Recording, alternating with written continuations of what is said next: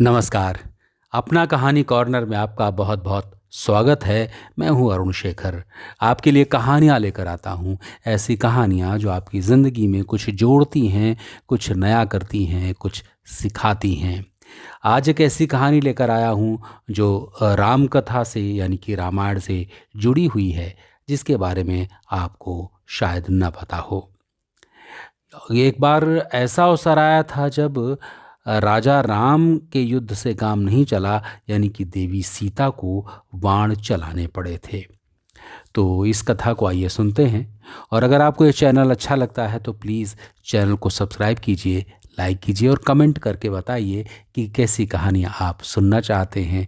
और अगर आपको कहानी अच्छी लगती है तो दूसरों को भी सुनाइए। तो चलिए आज की कहानी आरंभ करते हैं कि कौन सा अवसर था जब देवी सीता को भी बाण चलाने पड़े थे, राम के युद्ध से काम नहीं चला था। तो चलिए आरंभ करते हैं। भगवान श्री राम राजसभा में विराज रहे थे। उसी समय विभीषण वहां पहुंचे।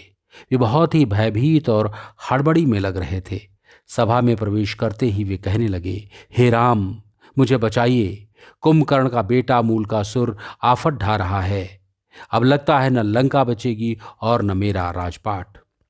भगवान श्री राम द्वारा ढांढस बंधाए जाने और पूरी बात बताए जाने पर विभीषण ने बताया कि कुंभकर्ण का एक बेटा मूल नक्षत्र में पैदा हुआ था, इसलिए उसका नाम मूलकासुर रखा गया। उसे अशुभ जान कुंभकर्ण ने जंगल में फिकवा दिया था।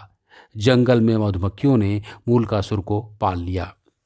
मूलकासुर जब बड़ा हुआ तो उसने कठोर तपस्या करके ब्रह्मा जी को प्रसन्न कर लिया। अब उसके दिए वर और बल के घमंड में भयानक उत्पात मचा रहा है। जब जंगल में उसे पता चला कि आपने उसके खानदान का सफाया कर लंका जीत ली है और राजपाट मुझे सौंप दिया है, तो वो भन्नाया हुआ है, बहुत गुस्साया हुआ है। भगवान, आपने जिस दिन मुझे राजपाट सौंपा उसके कुछ दिन बाद ही उसने पाताल वासियों के साथ लंका पहुंचकर मुझ पर धावा बोल दिया। मैंने 6 महीने तक मुकाबला किया, पर ब्रह्मा जी के वरदान ने उसे इतना ताकतवर बना दिया है कि मुझे भागना पड़ा तथा अपने बेटे, मंत्रियों तथा स्त्री के साथ किसी प्रकार सुरंग के जरिए भागकर यहाँ पहुँचा हूँ। उसने कहा कि पहले धोखेबाज भेदिया विभीषण को मारूंगा, फिर पिता की हत्या करने वाले राम को भी मार डालूंगा।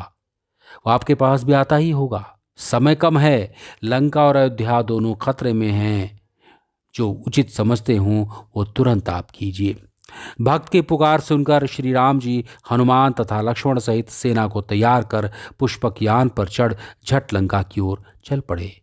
मूलकासुर को श्री रामचंद्र के आने की बात मालूम हुई।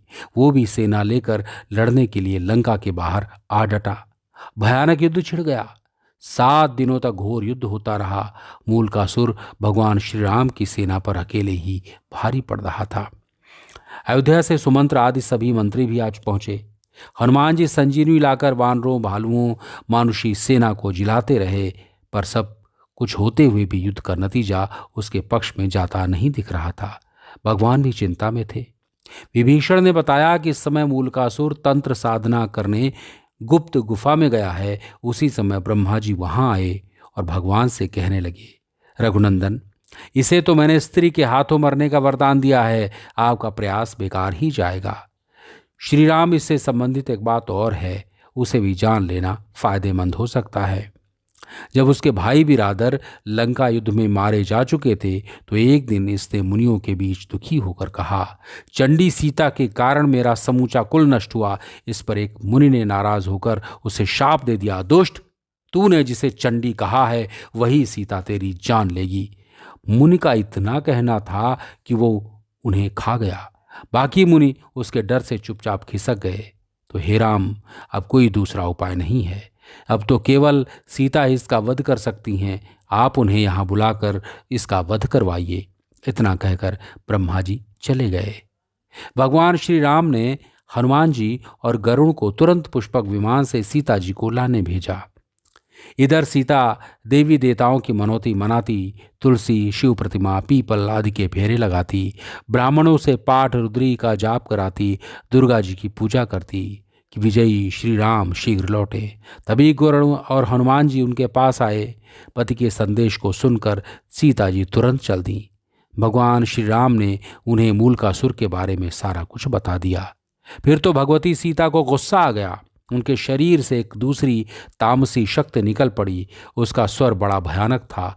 ये छाया सीता चंडी के वेश में लंका की ओर बढ़ चली। इधर श्री राम ने वानर सेना को इशारा किया कि मूलकासुर को तांत्रिक क्रियाएं जो कर रहा है उसकी गुप्त गुफा में जाकर तहस नहस करें।